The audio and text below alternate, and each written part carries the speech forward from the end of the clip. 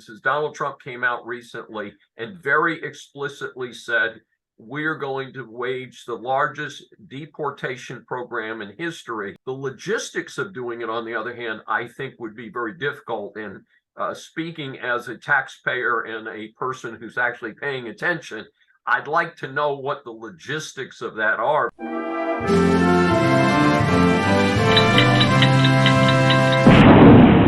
So I think that the answer is that it has a certain political appeal to a certain group of people, but the cliche is the devil is in the details, and I think the details will be very difficult. The first thing you'd have to do is you'd have to dramatically increase the number of immigration judges, people that are hearing, because virtually all of these people are claiming that they're being politically prosecuted in their own, or persecuted rather, in their own countries, and therefore they need to get asylum in the United States.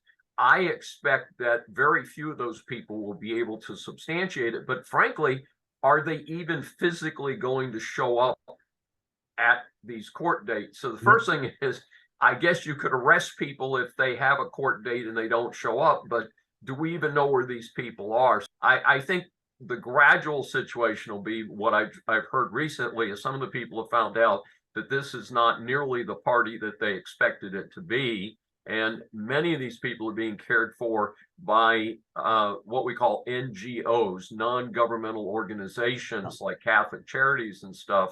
And these organizations have limited resources. My understanding is they are getting money from the federal government to provide basic services, but at some point these people are going to want to have a stable home life, have a place to live, not live in a tent. And I think that they may have a self-realization about that.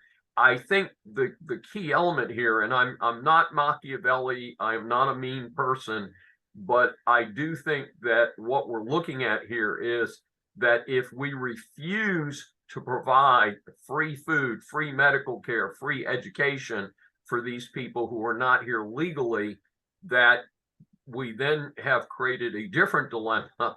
Is, do these people have even the resources to return to their country? Or are we going to be booking the old 747s and loading them up with people and depositing them in Venezuela, El Salvador, Guatemala, and so forth? I mean, what's the plan if you have all of these people? I don't think we're going to be flying them back to China. We've been told that there's been a significant increase in the number of immigrants from China who've been coming through the southern border, and a number of people coming from the Middle East and different parts of Africa.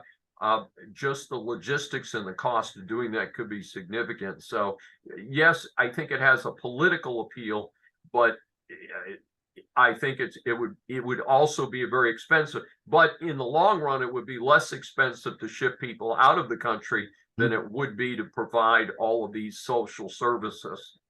None of these people have the right to vote, although there have been discussions in New York and other perhaps I guess you'd say blue controlled areas of allowing people to vote just because they're physically in an area. They've also been giving away driver's licenses, which often are used to register people to vote at the same time. And so there's no telling how many people who are here illegally already have a voter registration card, even though it would be illegal to use that voter registration card for federal elections and for elections in most cases. So I guess when you have people show up for things like that, you could say, well, hey, we're glad to see you show up here. We're going to send you to the next bus station and ship you out of here. The other part of this is one of the parallel situations which has happened in the last 5 weeks, obviously, is the situation in Israel with the sad circumstances of October 7th.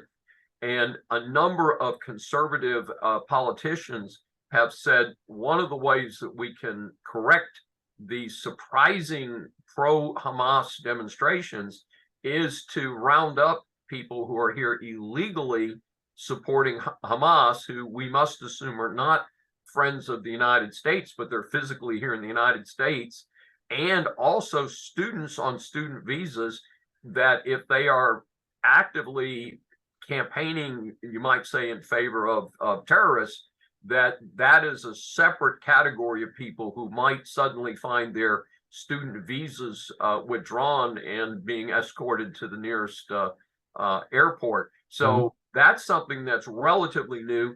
I don't know that Trump was addressing that issue at all, but I can tell you that Ron DeSantis has, as of today, has promised state support to Jewish facilities and Jewish schools across Florida to protect those schools in the case that it's needed. Though I haven't heard much about protests in Florida. I assume there's some down there, but of course, most of the protests have been concentrated in what we call blue blue areas like New York City, Chicago, cities that traditionally have a different political view. And I still personally, I don't care what your political party is, I still don't really understand why anyone in the United States would want to support Hamas. But then again, I don't understand why Tlaib and Pressler and AOC and some of these people were ever elected to Congress. So maybe I'm missing some beats there. This is Dr. David D. Schein for this special edition of Saving America. Thank you for listening. If you've enjoyed this episode, please subscribe.